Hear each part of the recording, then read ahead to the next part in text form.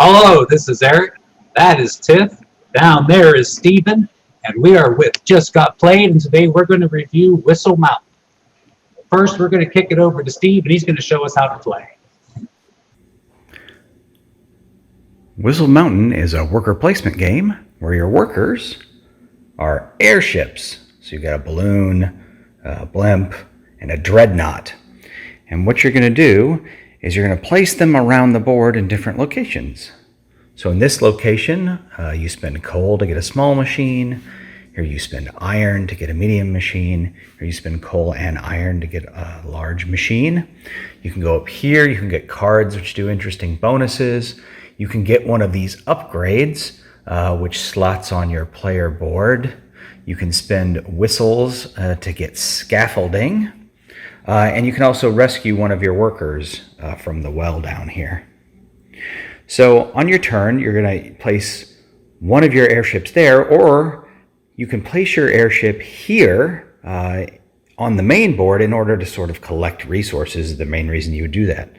So what do I mean by that? For instance, if I have this dreadnought, which is a large kind of 3-space thing, I can put it here, and because it borders this gold, coal, and this machine, I could get all of those things, right? So I could activate that machine to get 3 iron and get the gold and the coal, right? So I would collect those resources and I would put them on my player board.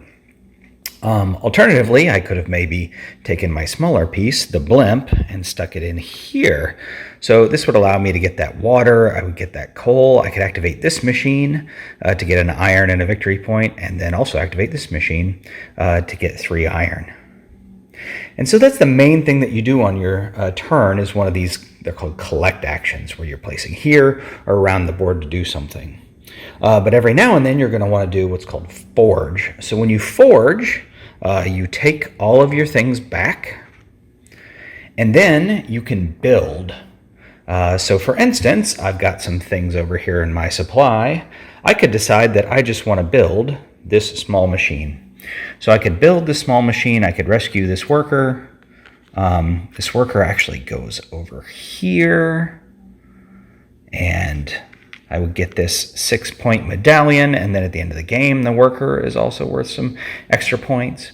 And because I placed above this sort of bridge line, I would raise the water level. So when you raise the water level, it knocks any meeples out of the way, and you place this down. And now also you can see this machine has been covered, so it's at least partially covered, and so it's drowned, and it doesn't work anymore. You can also spend resources, so I could have spent some water to do another build, to make some more space. I could maybe slot this here, and then I could spend a gold to sort of rescue one of my workers, or to move one of these workers, right? So I could move that guy up there, and then I could spend another water to do another build, right? Because I've got this machine here, so I can rescue that guy, build my machine there, etc. And so you keep doing this until all of these workers are out of here, either because they've been moved up onto the scaffolding or because they've been covered by water. And then at the end of the game, you add up a bunch of points. So it has this really cool player board. So everybody gets a unique player power. It has a place for you to dock all of your airships, place to keep your resources. It tells you about the collect and the forge action. And then these upgrades that I talked about, you can slot in here, so you can get up to 6 of those. So for instance, that one tells me that I can use iron as a wild resource, and it's also worth points at the end of the game. So that's just a sort of real quick overview of Whistle Mountain. All right, so once again, I did an excellent job giving a quick overview of the game. As per usual. Yes. Yeah, as per usual. So do you want to start us off, Eric, with what you liked about the game? Yeah, absolutely. I want to come out of the gate saying I really like this game. I like this game a lot. It seems to be unique in a. I mean, you know how the hobby is. There's so many games anymore. There's all kinds of things going on, and this one just seems to be unique a bit, and I really enjoy that. My favorite thing about the game by far is how you're constantly with the other players, making the playing space. So what might be some resources this turn, by the time it comes around back to you, might now be a machine and some resources. Or if I put here, I can get this machine and that machine and this machine to work. It's fantastic. But none of this is going on. Like the game itself is not putting any of this in there. It's all the players' efforts and their work that puts this in the middle of the table for everybody to share. I think that's fantastic how the game evolves like that. Yeah, I mean, I think that's great, and it's weird how when the players build, it's like, because you can have a game that goes so many points, it seems, 140, 150 points, or if people are constantly covering up resources, you can end up with a game that's like 55 points, as the winner, and so that's definitely interesting. I agree, and at the end of the day, it's you and your friends. You did this to yourself. So if you're scoring 200 points, you did this. If you're scoring 50 points, you did that. I really enjoy that. That's right. All right. So, Tiffany, what do you like about it? I think my favorite thing about Whistle Mountain is I like a good worker placement. And so this, as they were saying, adds a little bit of complexity to that. So, it's not just I've got these 8 places to put my worker, which one am I going to do and which action is going to result.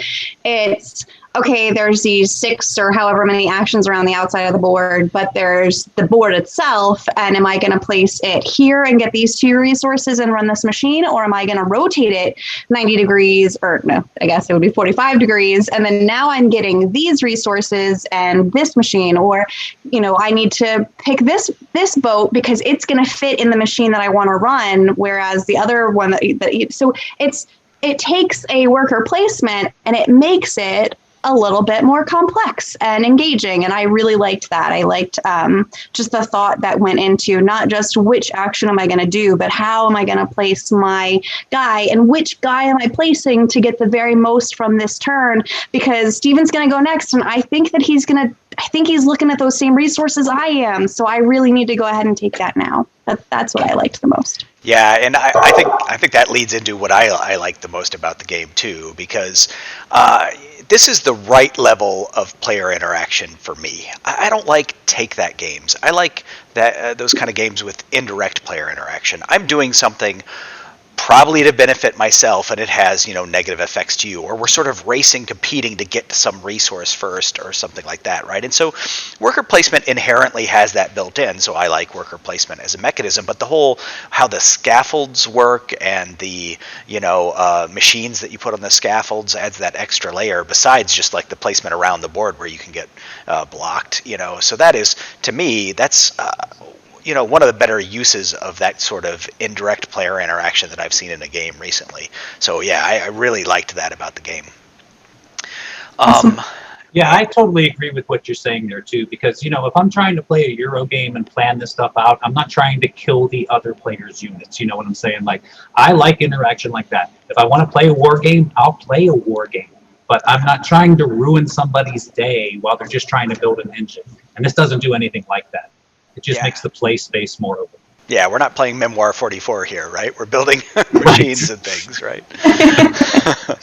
So, okay, so the thing that I liked least about the game was the branding, right? So I had seen Whistle Stop, I'd heard about Whistle Stop, and it just looked like another pick up and deliver train game to me. It didn't look particularly interesting. I never played it because I have other games like that I play.